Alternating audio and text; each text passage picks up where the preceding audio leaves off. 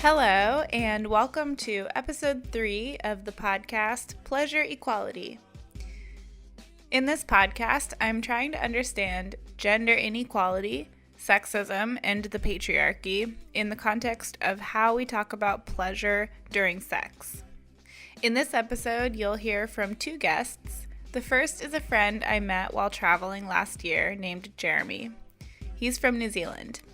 Then you'll hear from my next guest, who happens to hold a PhD in gender studies, named Frank.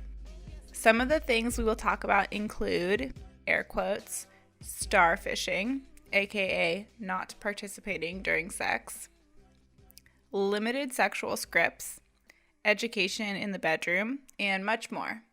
Up next, Jeremy. Yeah, you're the first man who I've interviewed. Yeah, I really need to definitely need to talk to more men on this podcast for sure. I wanted to establish, so would you identify as someone who has heterosexual sex? Yes. I identify as a cis white male. Okay, is that how you say that word, cis? I'm like, I don't actually know, but no one's ever corrected me, so. No, same. Okay, I've heard also size. I'm working on it. Listeners, Right. email me. How do you pronounce that? Yeah. Okay, excellent. Yeah, that's a good premise to begin.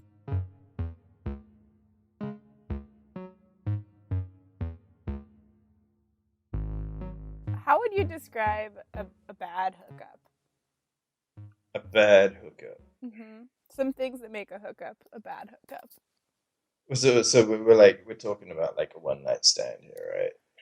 Yeah, that, or like could be someone you hook up with more than once, or I don't know. It depends. Okay. Well, I mean,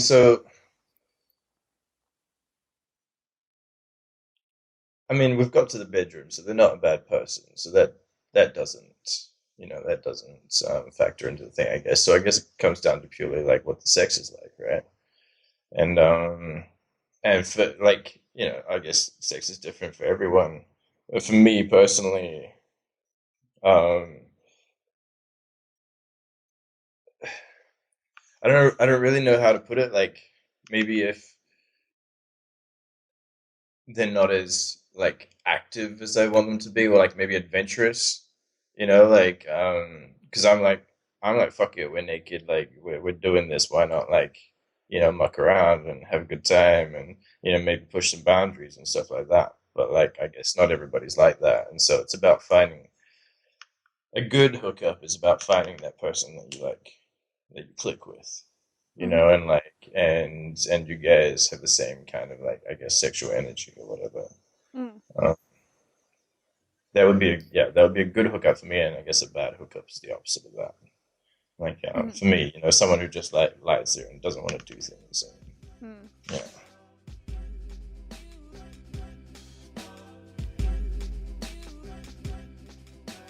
I don't think Jeremy is alone in this experience. Later on in my conversation with Jeremy, we referred to this scenario when a sexual partner lays there and doesn't participate as starfishing.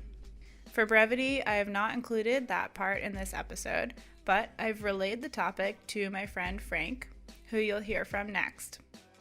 Frank and I dissect several possible narratives for a situation some might describe as starfishing. I mean, I think there's any number of ways to read that, right? You could certainly read it as him, a man, saying a woman needs her priority should be giving me pleasure, right? Yeah. And right, I mean, it's very easy to say, oh, that's the easiest reading. Mm-hmm. She should be giving me pleasure. If she's not, and she's just sitting there, laying there, just doing fuck all, well, then she's ruining my thing, and that's her fault, right? Mm-hmm. That's definitely one reading. Mm-hmm. For me, I would not choose, but I would ask a different set of questions, asking the question of what is he seeking to not admit to, right? Mm-hmm. Because I think these can exist at the same time, just so we're clear. These are not dichotomous, right? Right. I would think that one of the things that's happening in that situation is him being worried about pleasing a woman, And the way that he is projecting that is that instead of saying I'm worried about making sure that she gets pleasure, he's saying, well, it's her fault when she just sits and lays there. Mm-hmm. Right? It's a way of kind of distancing or prefacing some form of guilt or some form of worry or need or fear that he might have, right? And I don't know this person, so I wasn't part of the conversation. But if I was doing an interview and some man said to me that what you told me, this is what I would ask him, not the very standard. Well, you're just giving yourself priority and your pleasure is being prioritized, because that's probably also true, by the way. But the more interesting thing for my mind would be asking him what it is that he's worried about, because I think that men worry about, particularly now, more now than in the past, let's say, are worried about women getting pleasure, and that if women don't enjoy the sex of whatever variety it is, that it could be his fault then. Yeah. And this is frequently when I hear men go, oh yeah, she's really terrible in bed. All I hear about that when they say that is that, oh, I didn't feel that I satisfied her enough, or I didn't feel like we clicked enough, and I'm feeling guilty about that, or I'm worried about it, or I'm kind of projecting onto her or transferring, right? I'm trying to transfer my feelings about lack of success and say it's her fault that she's bad at sex. Right? Because, I mean, most people, if you just ask them, would recognize that, well, sex is a relational thing, right? For the most part, you can be really good in bed with one person and totally garbage with another person, I think. Yeah. I mean, obviously there's ways to be good, better, or worse, right? Obviously some things make it better, some things make it worse, but on the whole, I think it's about kind of how the pieces click together in a way. I've been thinking as we were just discussing this portion of this conversation, I was thinking about how an idea that I've been like kind of clarifying for myself recently is within hookup culture, within a specific hookup, once you like get past all of these hang-ups that are possible between men and women in a hookup, and you get in the bedroom and you're like everything is basically as good as it could be, let's say, on the communication levels and whatnot. Then, sounds awesome. Yeah, that's great. Then, like me as a woman, I'm expected to teach my partner what to do for me. And I need to do that every time with every male partner I have if I want to have the kind of encounter I want to have. And that just feels like such an unfair burden. Can I say something that's a little provocative, and then you let me clarify that afterwards, right? Is the reason that you have to teach men why you or women get pleasure in the bedroom every time you have to go, this new man, new time teaching pleasure, new man, new time teaching pleasure, and what you're saying is it's unfair, but at the end of the day, you're also saying it's unfair because you don't need to be taught how to give him pleasure, right? Because but why don't you need to be taught how to give him pleasure? Is it because the sexual script for men is so simplified that we tell men that literally the thing that should give you most pleasure is sticking your penis in a vagina and having an orgasm? Is that why you don't need to teach men why men don't need to teach you what they enjoy? Right? That's a really interesting point. Because that's like perpetuating just as much of the problem for men as it's a problem for women. Like, because maybe one day we'll live in a world where men don't have to feel like they need to do anything with their penises with a woman in the room to, I don't know, have pleasure. Correct. Right? There is men who will get more pleasure from a whole bunch of other things, right? Than just that. Right. But right now, men don't need to teach you how to please them because their sexual script is so delimited. It is specifically, almost exclusively, you should enjoy sticking your penis in the vagina, and that's how you should come. Yeah. Or you should enjoy getting head, right? Like, it's a very simplified script. And the reason that men don't need to teach you how to please them, supposedly, is because of this. Mm-hmm. Now again, I said at the beginning that is purposely provocative. No, because that's fascinating. Well, it is provocative, but I'm glad that you said it. Because at the same time, I do understand that men put a lot of kind of emotional and edification labor onto women, right? That is also true, right?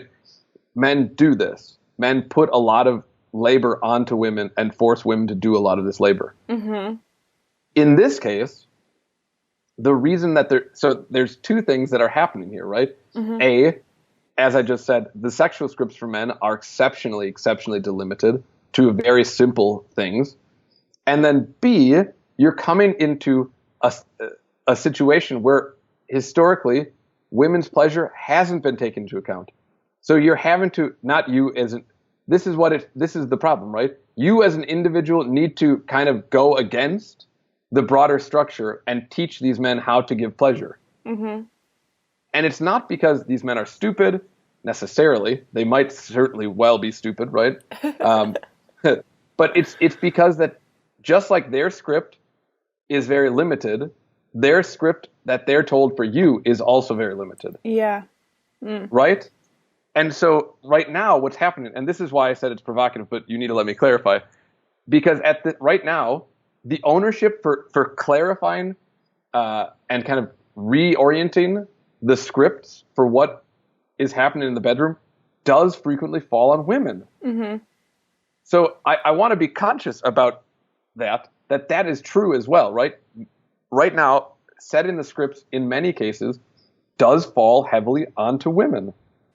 Yeah. In a kind of unequal fashion. But that's partially because right now men's sexuality very largely, even in academic circles, is not well theorized about what kinds of pleasures men get outside of homosexual sex, anal penetrative sex, or heterosexual sex, vaginal sex, or oral sex that leads to completion. I mean, right? These are, again, because this is why before I said orgasms are easy to measure, but there's things that exist as pleasure outside of that, right? Mm-hmm. So right now, men's sexuality is so fixated on the orgasm. Mm-hmm.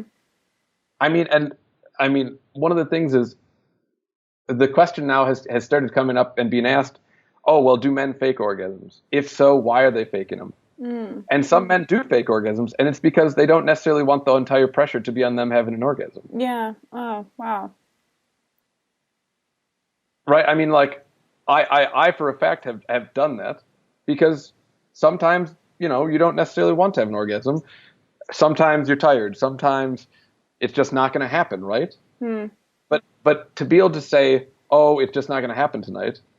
Again, can every man say that in a kind of simple hookup? No. Right? And this is again, we go back to this guy saying, oh, she starfished me.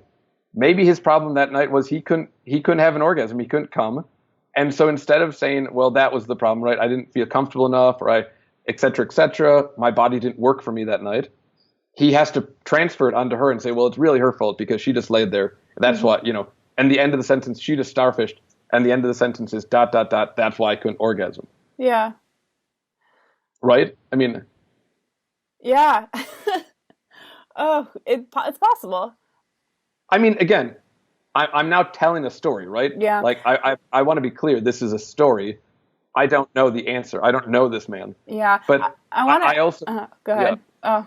I also know for me that this happens sometimes, right? Mm. And in a kind of relationship of whatever variety where I feel more comfortable, I can obviously just say, it's just not going to happen tonight. That's fine.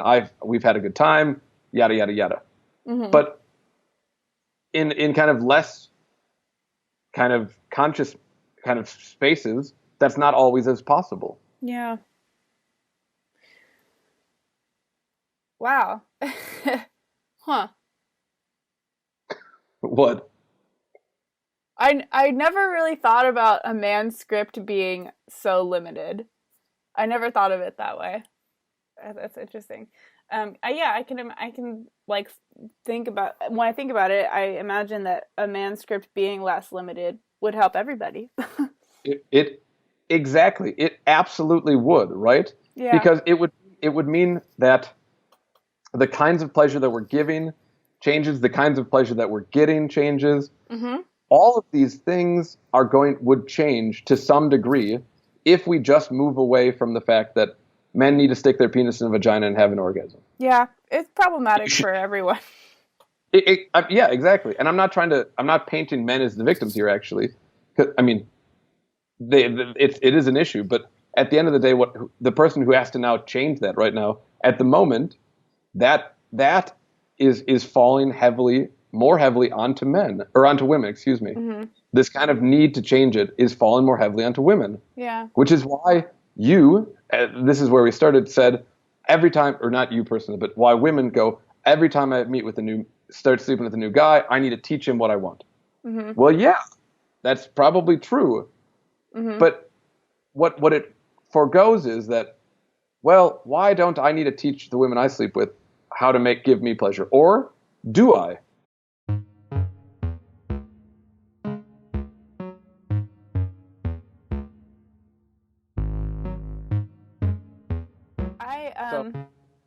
I have a couple other questions. It's not quite related to this. It's more about our original topics. Let's see. So I guess kind of to wrap things up, I'm trying to think about how to make this more of a solutions focused conversation, not just right now, but in general for myself and for other people. Okay. And I'm thinking like, it'd be great if I could offer, like, at the end of each episode, here are my solutions for this, and this problem, like, in my opinion, or, like, based on, like, facts, but I don't think I'm quite there yet. But one thing that came into my mind today when we were talking is, so, like I was saying earlier, I do have a lot of issues with the expectations put on women within a hookup, and all the double standards of, like, don't ask for what you want, but also tell me what you want. I don't know, like, all of these things. And I want to, like, I don't know how, maybe you have an idea how I can do this, but I want to also offer this, like, suggestion that people not put so much pressure on themselves when they're first starting to hook up with people, like, maybe whatever age that is. Let's say it's your early 20s, just to throw out an age category. I feel like, I don't know. I just wish that there was more room to experiment and not have such rigid scripts so early on, because otherwise you're just going to keep doing what you're doing for years and years, and suddenly you're old and you've still been having bad sex. I don't know. Well, I mean, and this might sound like a tangent, but part of the difficulty is that in the U.S., sex education, or sexual and reproductive health education, there is literally no standard. There's no standardized kind of anything related to that. Each state does that differently, which means to indicate that in some states there's almost nothing. Yeah. In other states there's very good stuff, and in other states there's super conservative Christian crap. Now I bring this up because of very simply, you said, I wish that we could just not have such heightened scripts so early. Well, the problem with this is that it's not just that we're having heightened scripts or very specific scripts. It's that we don't know that we have these scripts because we can't talk about sex, right? Mm-hmm. As I think I've said before as well. But because how would we get young people of whatever that means, whether it's people who are 12 or people who are 18 or people who are 20, right? Whatever young people in this case means. Mm-hmm. How would we get them to start thinking more broadly or more openly or more kind of even just communicatively about these scripts? Yeah. If we aren't going to do it through sex education. Yeah. Right? Because that's part of the difficulty, right? In theory, and this is a theory, of course, and theories don't always work in practice. The point would be that we should be having sex education that opens up a conversation. Not that, just so we're clear, not that encourages everyone to have sex, right? That's not what I mean when I say this, right?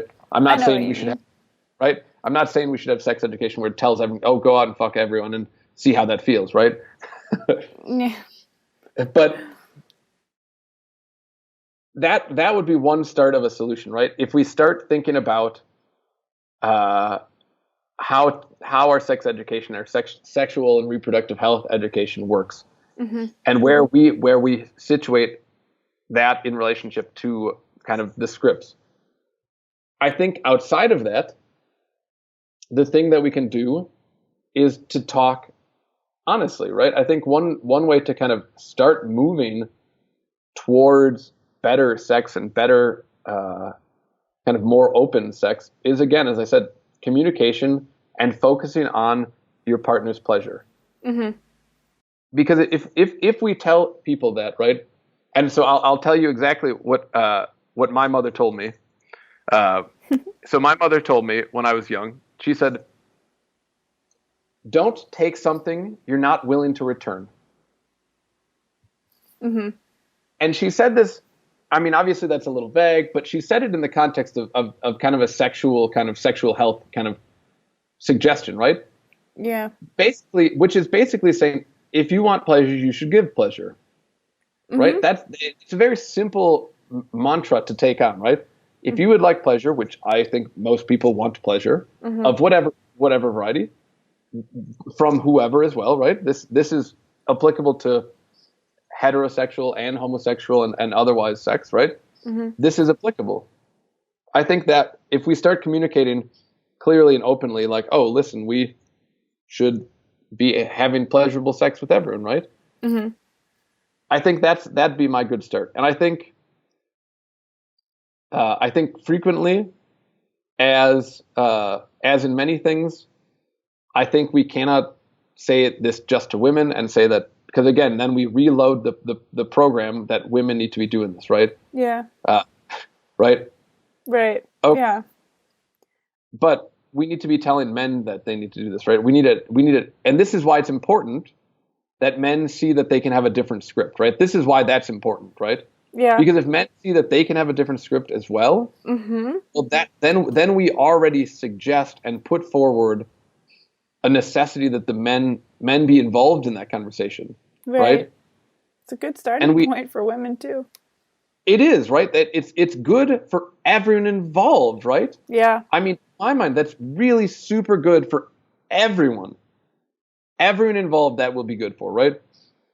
Because then it allows you to, it also, again, if we prioritize communication, by the way, that should also, again, this is a theory, not the truth, that should also start impacting on sexual assault and rape, right? Of course.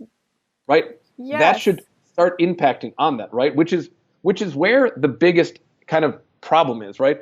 Women not having orgasms is an issue, but it's an issue that we can either resolve or live with, right? Rape and sexual assault is a massive issue, and it's not one that we should have to live with, right? So if we can start communicating more, and we demand that men be communicative, and we demand that men listen, right? Because communication is not just talking, right? Right? Communication is talking and listening. That's how communication works, right? Because communication doesn't just mean you tell me, I tell you what I fucking want. No, that's just demanding, right? Yeah. I need to listen to what you say and what you are feeling, what you're saying back to me. Otherwise, it's not communication. Yeah. And I think that anyone who's in a healthy heterosexual relationship could confirm that it's so much better when it's communicative. Like, you couldn't, like, I'm sure they wouldn't choose anything other than that, you know? Like, why would you go back to not doing that after you've experienced how good it could be if you communicate? Yep. I mean, I don't know who would disagree with that, right? I'm not sure. Some people might say, well, that's not the answer. And I don't think it's the answer, right? It's not the only answer. It's an answer that I might give, right? It's not better communication will certainly not eliminate rape and sexual assault. That is not true, right? Definitely not true. Yeah. But it might be a good place to start. Yeah, another whole problem I had with the word starfishing is maybe that's just an insulting or unflattering thing to say, but also what if it's questionable consent? Like, it's so complicated, It's like kind of terrifying. Yeah, I mean, yeah, that's definitely a problem, right? Like, I was, yeah, we can either assume or either ways, right? I mean, that it was consensual and that he just didn't enjoy it as much. We could also assume that it was less than perfectly consensual and that is its own problem. Mm-hmm. Again, we can write that narrative either way, and it's tricky, but we don't have enough information because we haven't talked to her. Right. Mm-hmm. Maybe by the way, just so we're clear, maybe that's just how she likes to have sex. That's fair. Right? Yeah. Right? It could be, in fairness, that she just likes laying there and getting fucked, right? That's not impossible that would be true. Yeah, that's a good point. So maybe he doesn't enjoy that, but maybe that's how she enjoys it. Right. So without her perspective, we can't really know whether it's semi-consensual, whether it's non-consensual, whether it's just, he's not good at sex. We can't assume any of those things, right? Yeah. Which is what we've come back to. I've narrated the story one way, now we're re-narrating it slightly other way to see these other points, right? Yeah. Because absolutely, it could certainly be non-consensual, or at least partially non-consensual. That's not an impossible reading of what could happen there. Yeah. But another reading is that maybe she just likes that, right? Yeah. Some people like different things, right? That's part of the point of what we're getting at, right? We all like different things. Yeah, we can't give it just one narrative. And I feel like everything that we were just saying all comes back to your initial point. We need to communicate more. So many of the questions, that some of them are more dire questions than others, can be at least sort of like if not solved, addressed by communicating better. So, yeah, I mean, I think that's, again, yeah, that's definitely kind of the big point, right? Mm-hmm. Communication, and again, I'm not the only person to make this. Feminists have been saying this for a long time. I mean, women have been saying this. People of color have been saying this. This is not something that I've come up with by myself, right? Just so we're clear. But I think that for me, it would be a massive start, right? Demanding that men talk, right? And this would also help men in other things, right? In talking about why we don't talk about men's mental health issues, right? Men commit suicide at a significantly higher rate than women, in much more violent ways. Men statistically choose more lethal. I know that sounds like a weird thing to say. More lethal means of suicide than women do. Mm. So statistically, women choose. Now, again, this is an average or kind of the general. This is not everyone. Commit suicide by things that they can, like pills, which you can go to if someone finds you in time, you can go to the hospital and they can pump your stomach and et cetera, right? Yeah. Men typically choose, again, on average, not everyone, blah, blah, blah, typically choose much more kind of fatal or kind of lethal methods such as guns or knives. Wow. And so, again, this idea about the communication has other effects, right? If we tell men that they need to communicate, and we show them how to communicate better, and we work with them on communication, their mental health issues might be impacted. The kind of emotional aspects of masculinity that are frequently overlooked, that men aren't able to be emotional, that could start work through there as well, right? So I mean, there's all of these things that get added onto this. Yeah, that's amazing. Yeah, I can see a lot of ways where it's never going to be an unhelpful thing in any way. That's for sure. Yeah, I mean, that's the thing. It's never going to be unhelpful. Mm-hmm. Yeah. And again, it's not the only kind of way to resolve things. It's not the end-all, be-all of solutions, right? Et cetera, right? So, those are it's just a possible way of looking at it.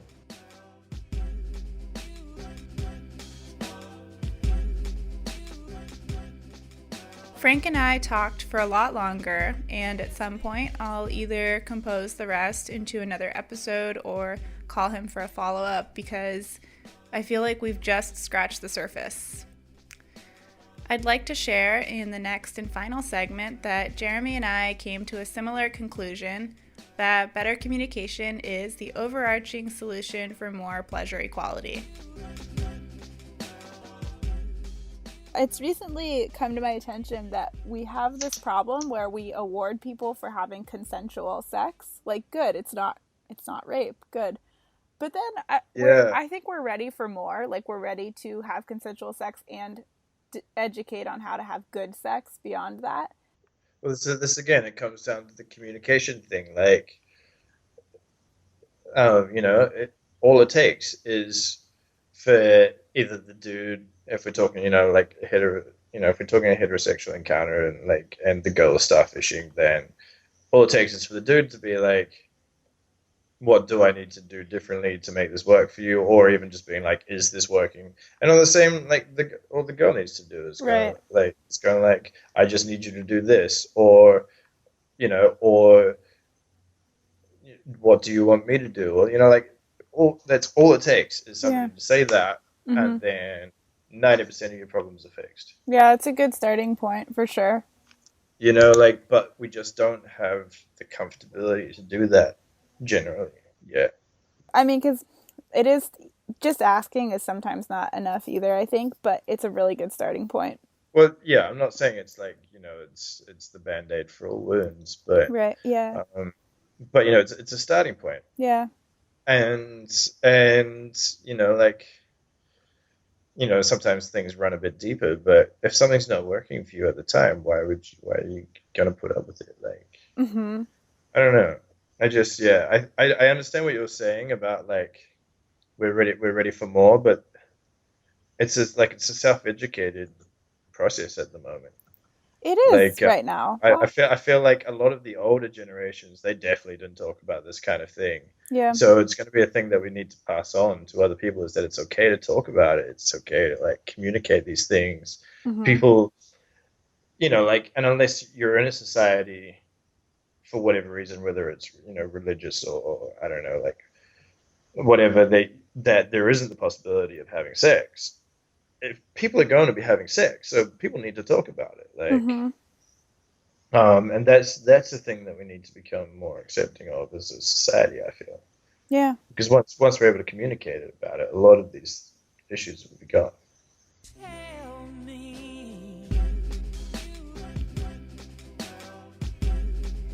I'm very thankful to Jeremy and Frank for speaking with me. I want to follow up with a few things. First, I'd like to also thank Jeremy for being a good sport and a devil's advocate for my discussion with Frank. So, what about these unwritten sexual scripts that we follow? I'm really interested to hear your thoughts and discuss this further.